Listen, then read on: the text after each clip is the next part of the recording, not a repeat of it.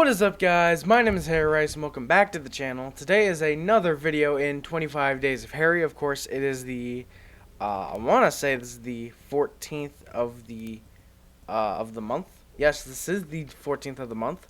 In the last video, you probably saw my CD collection, which wasn't too big, but it was decent for 2019.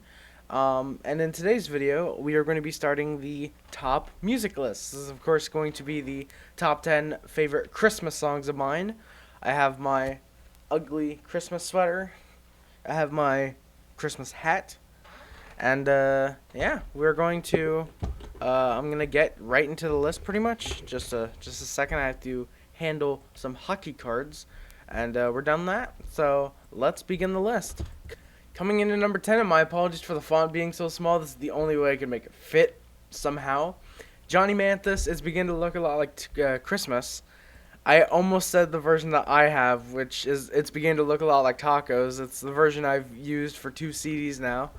Home Alone 2. It's a good Christmas song, but I keep coming back to the song during the Christmas season because of Home Alone 2. Or at least I'm pretty sure it was used in Home Alone 2. It might be the first one, but I'm pretty sure it's the second one. It's beginning to look a lot like Christmas. That's the reason that it's here.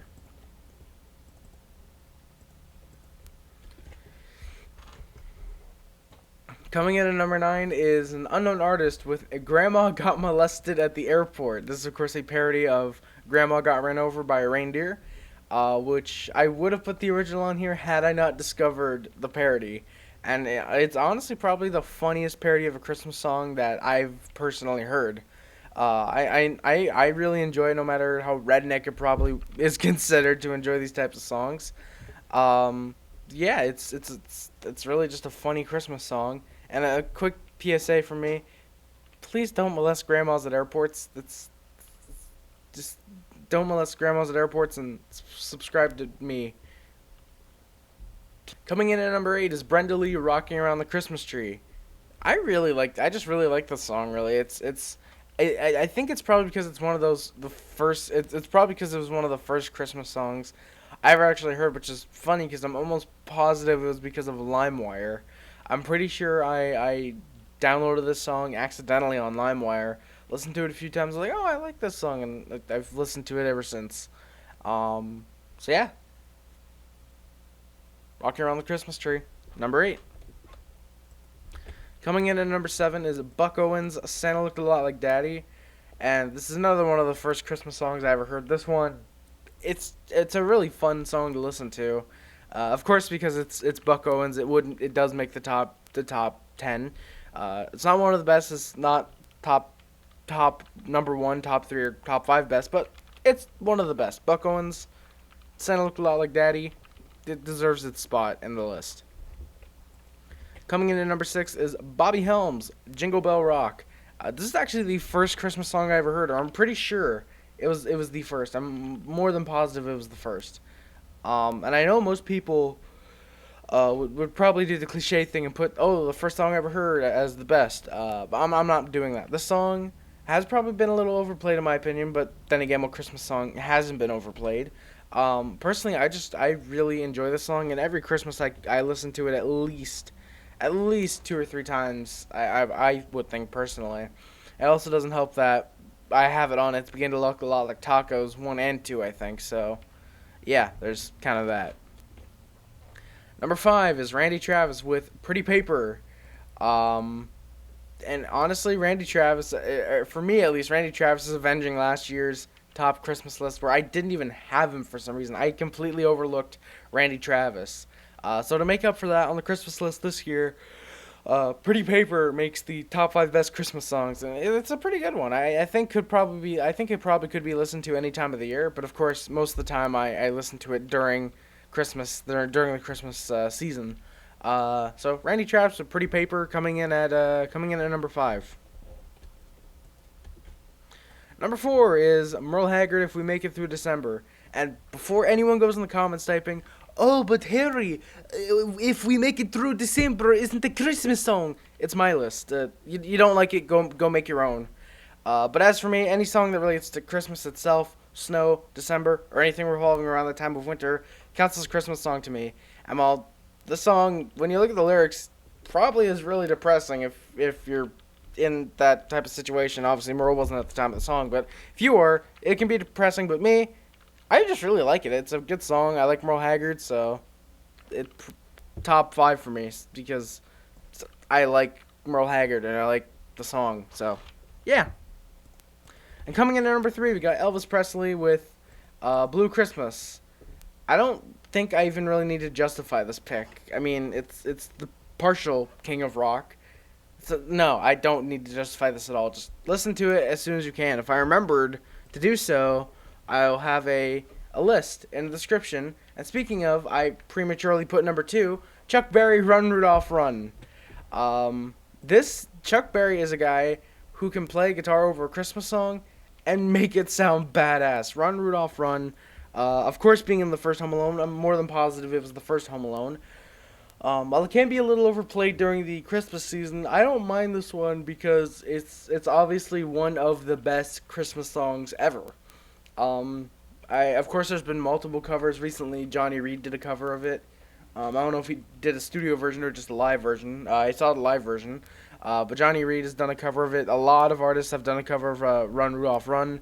And, yeah, it's obviously the second best Christmas song in my opinion. And speaking of, number 1 is actually a song that probably a lot of people are going to disagree with me. If you do, I kind of like that. If you don't, then I appreciate it. And if you agree, wow, thank you for actually listening to the song. But it's one that isn't overplayed, or at least not around when I go shopping or anything, or when I'm at the when I'm going through a mall and music is playing. It's really only overplayed in my house, which even that it's not even overplayed. If anything, it's underplayed. Number 1, Sammy Kershaw, Christmas Time's a Comin'. And honestly, I think this is the Christmas song I could probably listen to the most without it being Christmas time, and it makes sense because Christmas time would be coming. Whether you listen to it on the 26th and Christmas time is coming a year from now, or you're listening to it on the 24th and Christmas is tomorrow, which if you're watching this video on Christmas Eve, thank you very much for that. But everything about the song just really screams Christmas in a way. Of course, obviously, a lot of these songs are not the original. Christmas Time's a Comin', probably being the least obvious example if you're not a country fan. But Christmas Time's a Coming is probably my favorite Christmas song. And it's not a perfect song, obviously, by any stretch of the mean. It's one of the best country songs, in my opinion, but it will not show up on the country list just because I don't do duplicates, because I'm not that cheeky. But yeah, it's obviously one of my favorites, as you could probably tell by being number 1. But yeah, it's Sammy Kershaw, Christmas Time's a Coming, my all-time favorite Christmas song of 2019. Which there's an allegory in there or something, which, I'll let you guys figure that out, what that meant. So yeah, guys, thank you for watching. Don't forget to like, comment, subscribe, favorite, share, and recommend exclusive, but it's not limited to YouTube, Facebook, Twitter, Instagram, Tumblr, and everything else. My name is Harris. Subscribe to Join Puff Club. Subscribe to Join the HD Club. Subscribe, of course, to Join the Sub Hub. If you're a moderator who is in the chat, you are currently part of the Mod Squad. Yeah, don't forget to subscribe, and if you do subscribe, don't forget to turn on that notification bell, because apparently YouTube does not like sending out notifications for whatever reason. My name is Harris. Links in the description are my Twitter and my Twitch. My Twitter I feel like I've been using a little more recently. Twitch I'm not using at all until I get to the new house, and I want to see how the Wi-Fi works there, see if I can stream games at all. I'm really hoping I'm able to. Fingers are crossed for that. My Amazon wishlist is in the description, of course. That is where I put stuff, and if anyone wants to get me anything, it's greatly appreciated. Any other month you would get a video of me unboxing whatever it is, but in the month of December, of course, unless otherwise, any packages I receive will be held onto and waited upon until Christmas Day, which at this point is 11 days away, which very excited for. And it's the 14th. I'm pretty sure it's the 14th when I'm uploading this. Very, very excited. 11 days away until Christmas. Technically 10, because the 25th would be Christmas. Whatever. You know what I mean. Any packages will be held onto and opened on a Christmas Day live stream, of course, after the final video in 25 Days of Harry goes live, which I'm hoping is an hour and a half to 2 hours.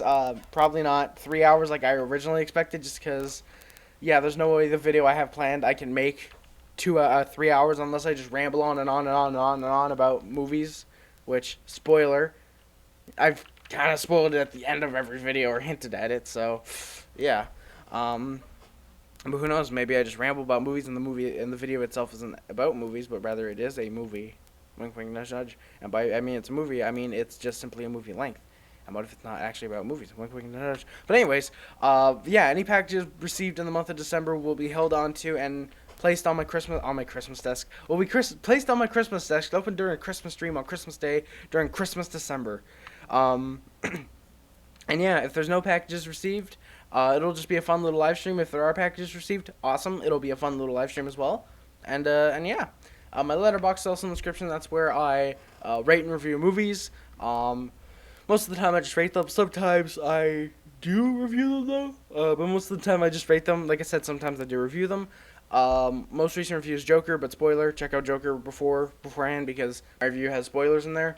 Yeah, check out my letterbox if you want to find out what movies I love, what movies I hate. Spoiler, bad comedy will get you a very big dislike from me. So yeah, check out the letterbox if you want to know what movies I love. Unless you want to wait for a certain video at the end of the month. Wink, wink, nudge, nudge.